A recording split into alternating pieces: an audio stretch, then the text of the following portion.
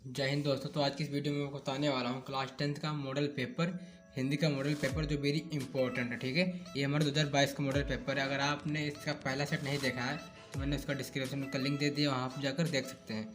ठीक है, और उसे छोटी सी रिक्वेस्ट है कि आपने मेरे चैनल को भी सब्सक्राइब नहीं किया तो प्लीज़ कर लीजिए और वीडियो को तो लाइक कर दीजिए, अपने फ्रेंड को भी काफ़ी ज़्यादा शेयर कीजिए, क्योंकि दोस्तों मैं आपके लिए इतना हार्ड वर्क करता हूँ। तो प्लीज़ एक लाइक कर दीजिए और हमारे चैनल को सब्सक्राइब कर दीजिए और ज़्यादा से ज़्यादा शेयर कीजिए। ठीक है, तो शुरू करते हैं आज की इस वीडियो को। पहला क्वेश्चन दिया हमारा, निम्नलिखित कथनों में से कोई एक कथन सही है, उसे पहचान कर लिखो। ठीक है, हमारे 4 ऑप्शन दिया। ठीक है, पहला आचार्य रामचंद्र शुक्ल एक प्रसिद्ध निबंधकार है। डॉक्टर हजारी प्रसाद द्विवेदी एक महान कहानीकार के रूप में प्रसिद्ध है। जयशंकर प्रसाद एक प्रसिद्ध आलोचक हैं। उर्वशी के लेखक जयप्रकाश भारती हैं। तुम्हारा इसका राइट आंसर जाएगा दोस्तों आचार्य रामचंद्र शुक्ल एक प्रसिद्ध निबंधकार है।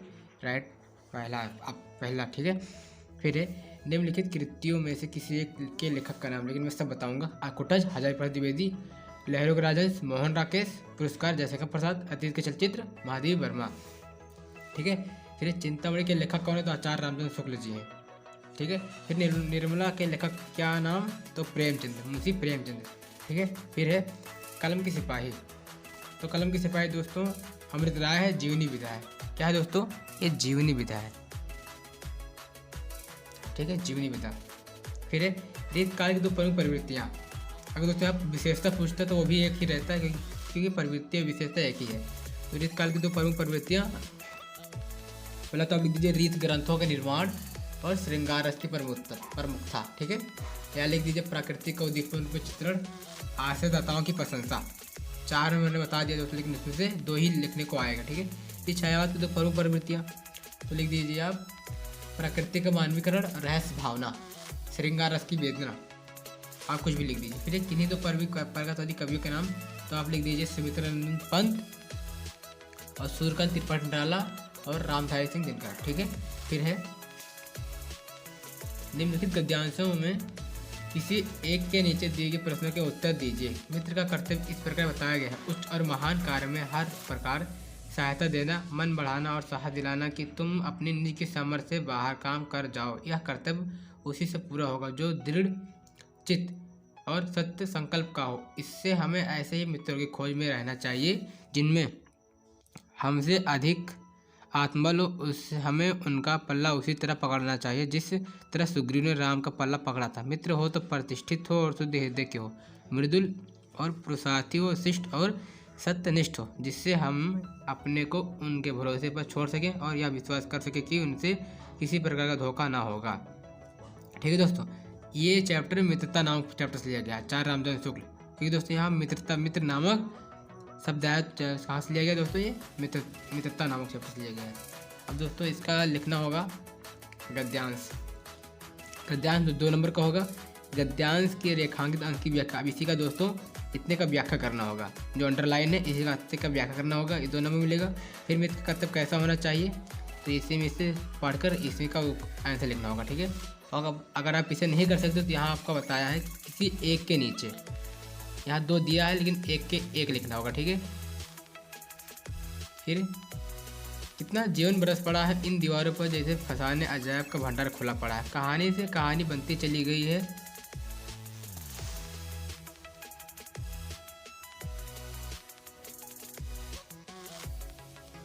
बंदरों की कहानी, हाथियों की कहानी, हिरणों की कहानी, कहानी क्रूरता और भय की, दया और त्याग की। जहाँ मेहरबानी वहीं दया की भी समुद्र उमड़ पड़ा है। जहाँ पाप है वहीं क्षमा सोता फूट पड़ा है। राजा और कंगले, विलासी और बिच्छू, नर और नारी, मनुष्य और पशु पक्षी सभी कलाकारों के हाथों से रचते चले गए हैं। हैवान की हैवानी को इंसान की इंसानियत से कैसे जीता जा सकता है, कोई अजंता में जाकर देखे। अब दोस्तों ये चैप्टर लिया गया है अजंता नामक चैप्टर से, क्योंकि दोस्तों यहाँ अजंता आया है इस गद्यांश के शब्द में। ठीक है, तो ये गद्यांश यानी अजंता से लिया गया भगवान स्वरूप अध्याय। ठीक है, तो आप जाइए और अच्छे से तय कर लीजिए। अगर आप इसे नहीं कर सकते तो आप एक प्यारा सा कमेंट कर दीजिए, मैं आपके लिए बना दूंगा अच्छे से। ठीक है, फिर सेम इसका जो नंबर रहेगा उसका भी रहेगा, संदर्भ का, गद्यांश की व्याख्या का और एक क्वेश्चन का इसका। दीवारों में बने चित्र की किन किन संबंधित है कलाकारों ने किसके जीवन का सचित्रण किया। ठीक है, अब दोस्तों पद्यांश में अगर पूछें निम्नलिखित पद्यांश में किसी एक की संदर्भ सहित व्याख्या कीजिए। 2 पद्यांश दिए रहेगा, उसमें से आपको एक करना होगा। निर्गुण कौन देश को वासी, सबमति नासी, यानी एक तो ये है, इसका करना होगा। फिर है विश्वत रेखा को वासी, जो जीता है नित हाफ हाफ कर, एक इसका लिखना होगा। एक संदर्भ उसका 1 नंबर मिलेगा, व्याख्या का 4 नंबर मिलेगा, और एक काव्य सौंदर्य का, ठीक है, काव्य सौंदर्य का 1 नंबर मिलेगा दोस्तों। आप फिर आ जाइए किसी एक लेखक की जीवन परिचय है। दोस्तों मैं जीवन परिचय बताऊंगा तो बहुत लंबी वीडियो हो जाएगी, इसलिए मैं तक बता सकता हूँ उसकी रचना का नाम, ठीक है। और आप अगर इसको देखना चाहते हो तो प्लीज़ से प्यारा सा कमेंट कर दीजिए, मैं बना दूंगा अलग से इसका जीवन परिचय। डॉक्टर राजेंद्र प्रसाद, दोस्तों डॉक्टर राजेंद्र प्रसाद इनकी है भारतीय संस्कृति जैसे प्रसाद कमायनी भगवत पद्य, जो आपने भी देखा अजंता, ठीक है।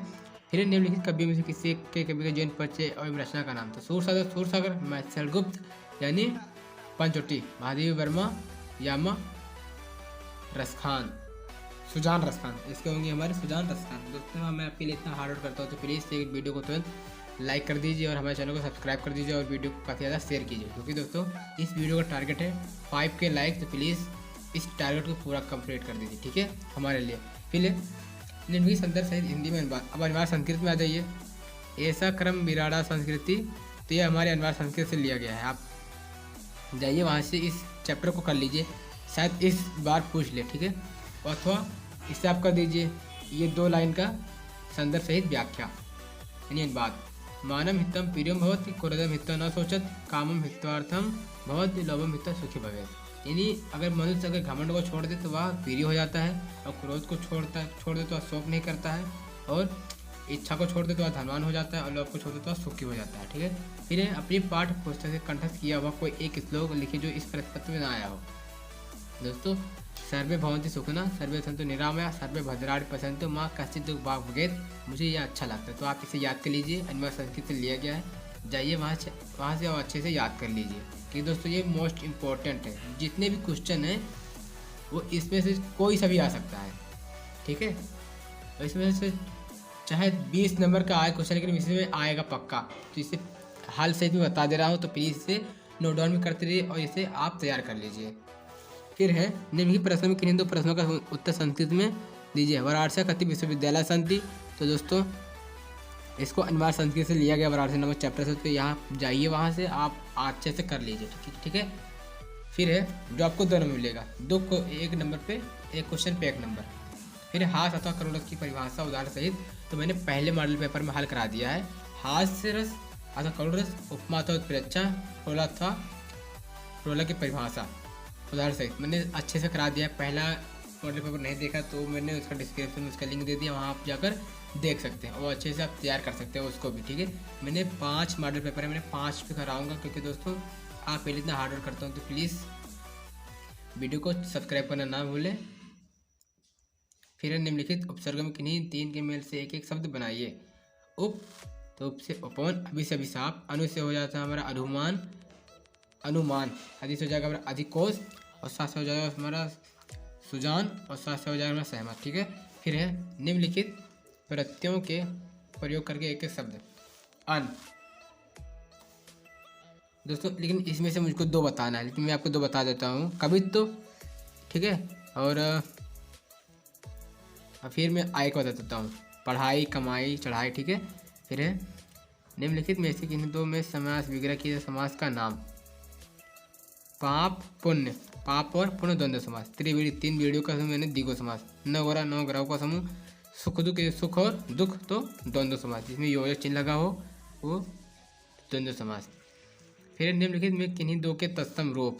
अग्नि, तो इसका पर्यायवाची बताना है। तत्सम, इसका पर्यायवाची, इसका तत्सम। तो आम का आम्र, ओट का ओष्ठ, ठीक है, 2 का बताना है। निम्नलिखित में किन्हीं 2 शब्दों के पर्यायवाची। तो आँख का दोस्तों चक्षु, नयन, लोचन। फिर है पत्थर का प्रस्तर, पाषाण। फिर है किन्हीं 2 संधि का नाम और संधि का नाम। स्वागतम, शोधन, आगतम, तो एक कौन सा हो जाएगा दोस्तों, यड़ संधि। मधुधन आर्य, तो मध्वार्य। इसे आप अच्छे से कर लीजिए दोस्तों, ये व्याकरण से चैप्टर से लिया गया, तो अच्छे से कर लेना इसे आप। स्वागतम, सुधन आगतम, मधुधन आर्य, अतिधन अधिकतम, गुरुधन आदेश, गुरु आदेश। ठीक है, फिर निम्नलिखित शब्द को तृतीय व्यक्ति बहुवचन में लिखिए। तृतीय व्यक्ति बहुवचन। अगर मैं दोस्तों मैं सब करा दूँ तो बहुत लंबी वीडियो हो जाएगी, चलो मैं करा देता हूँ। अगर आप इसे नहीं कर सकते तो बता देता हूँ। संधि का नाम और संधि विच्छेद करना है इसको। सुधन आगतम, ठीक है, तो सुधन आगतम तुम्हारा हो जाएगा स्वागतम। मैंने क्या बताया था, यड़ संधि। मधुधन आर्य तो मध्वरी यानी यड़ संधि। अतिधन अधिकतम तो क्या हो जाएगा दोस्तों, अधिकतम, अधिकतम, अत्यधिकतम तो यड़ संधि। फिर गुरु आदेश तो गुरु आदेश यानी यड़ संधि। ठीक है, फिर है फल अथवा नदी, तृतीय व्यक्ति बहुवचन में लिखे तो इसे आपको याद करना पड़ेगा और इसे भी याद करना पड़ेगा। तो दो नंबर का आएगा, वेरी इंपॉर्टेंट। ठीक है, तो जाइए आप अच्छे से कर लीजिए। फिर नेक्स्ट निम्नलिखित में किन्हीं दो शब्दों का संस्कृत में अनुवाद। शिष्य ने गुरु से प्रश्न किया, माता भूमि से बढ़कर है, वाराणसी गंगा किनारे स्थित है, तुमको पढ़ना चाहिए, बच्चे मैदान में खेलते हैं। तो दोस्तों हिंदी के लास्ट चैप्टर में दिया रहता है पूरा अनुवाद। ठीक है, तो आपको टेंशन लेने की कोई ज़रूरत नहीं है, वहाँ आप चाहिए और अच्छे से कर लीजिए। ठीक है, फिर निम्नलिखित विषय में किसी एक विषय पर निबंध लिखिए। आप अगर चाहते हैं तो पूरा सॉल्यूशन के साथ में आप कमेंट करना, मैं उसका सॉल्यूशन पूरा बता दूंगा। फिर निम्नलिखित विषय में किसी एक के विषय पर निबंध लिखिए। जीवन में अनुशासन का महत्व, विज्ञान के चमत्कार, मेरे प्रिय पुस्तक, वृक्ष धरा क्यों भूषण है, पुस्तकालय का महत्व। तो इसमें से आपको एक पर निबंध लिखना है जो आपको 6 नंबर मिलेंगे। ओके, फिर अपने पठित खंडकाव्य के आधार पर निम्नलिखित प्रश्नों में से किसी एक का उत्तर। एक खंडकाव्य दिया है हमारा, और आपका ये खंडकाव्य कौन सा करना है आपके टीचर बताएंगे, आपको टेंशन लेने की जरूरत नहीं है। आपको कौन सा खंडकाव्य करना है कौन सा नहीं, आपके स्कूल के आपके टीचर बताएंगे। ठीक है, तो वीडियो को पसंद आए तो प्लीज़ लाइक कर दीजिए और हमारे चैनल को सब्सक्राइब कर दीजिए और अपने फ्रेंड को भी शेयर कीजिए। तो दोस्तों इस वीडियो का टारगेट है 5K लाइक, तो इस टारगेट को प्लीज़ कंप्लीट कर दीजिए और वीडियो को तो लाइक कर दीजिए। मिलते हैं अगले वीडियो के साथ, धन्यवाद।